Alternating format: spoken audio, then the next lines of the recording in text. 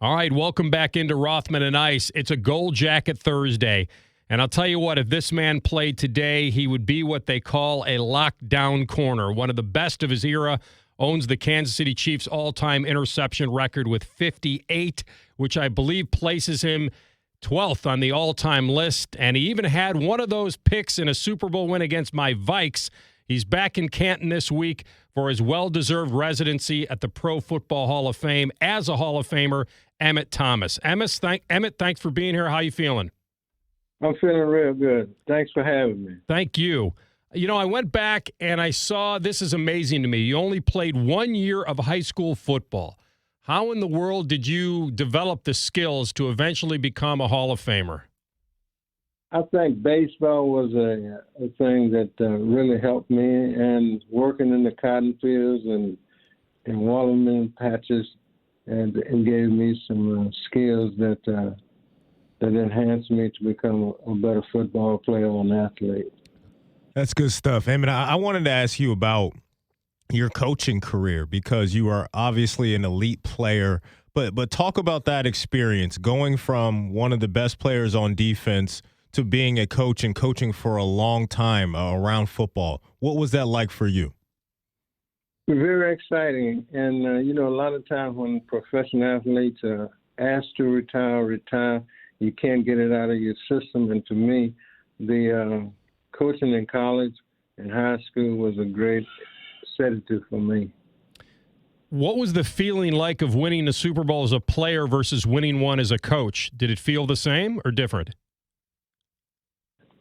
It feels different because as a player, it's a hands-on situation. As a coach, you're waiting for somebody to institute what you've taught them over the years or over the practice time to do certain things.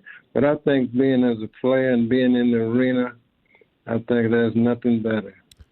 What made those teams special in your opinion? What led to the success? When you look back at your time as a player and winning the ultimate prize as a team, what do you think really made you guys special? I think we had some leaders, great leaders. Lynn Dawson, who's from Alliance, Ohio, was our quarterback. We had Buck Buchanan, Bobby Bell. On the defensive side, I was a youngster coming in and reaped the harvest. But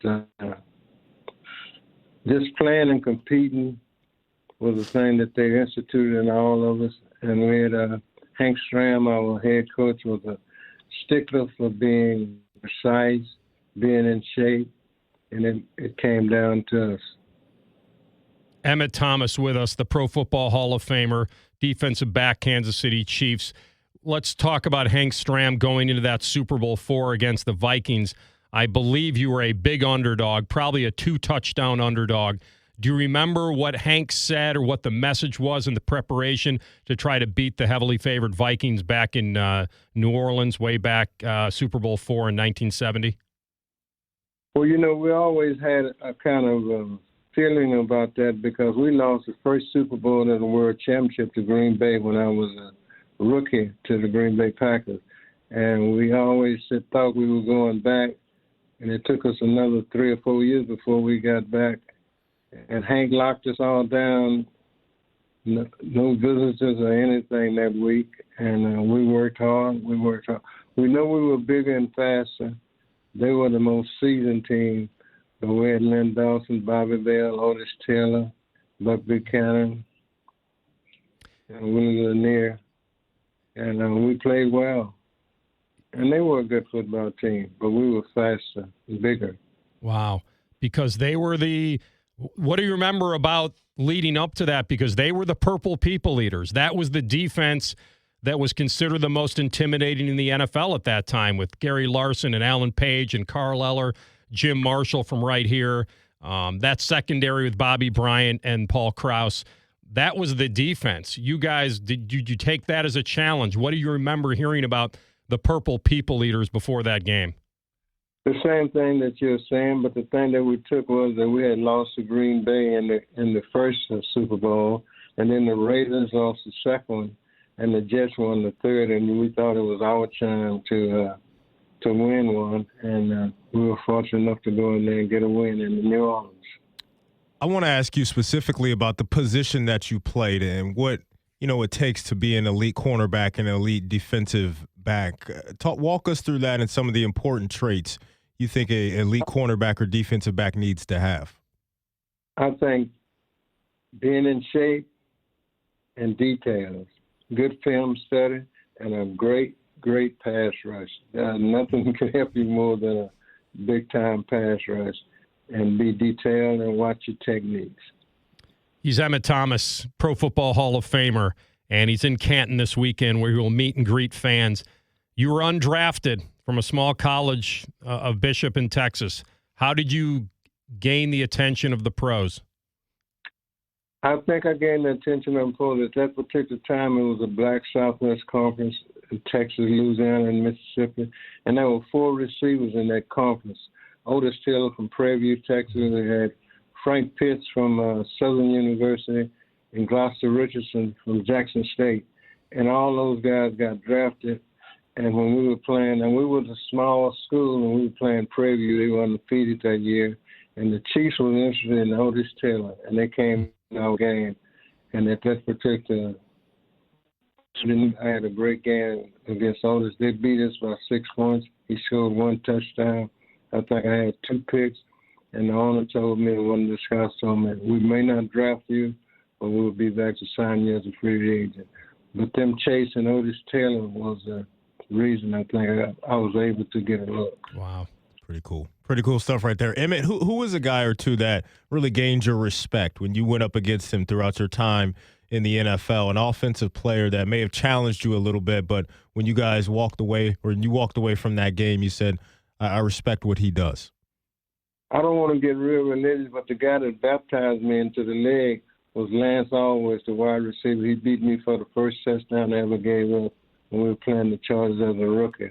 But Paul Warfield was one of them. Yeah, former Buckeye, Paul Warfield, Miami Dolphin.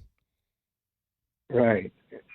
I had several others, but he was the main one that and Belentnikov from the Raiders was the other.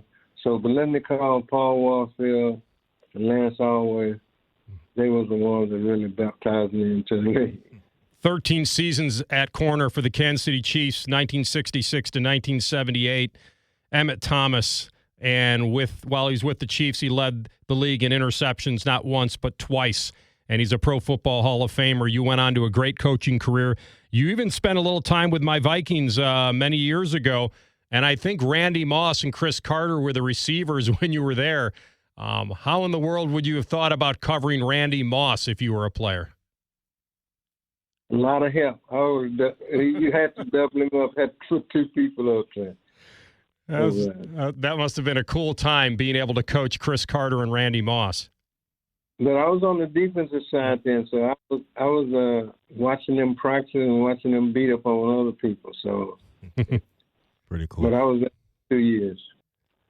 Emmitt, I wonder if you have a take on the current Kansas City Chiefs with Patrick Mahomes and Andy Reid in this era of Kansas City and what they're doing and forming a dynasty right before our eyes. What are your thoughts on the team that you used to play for and what they're doing right now?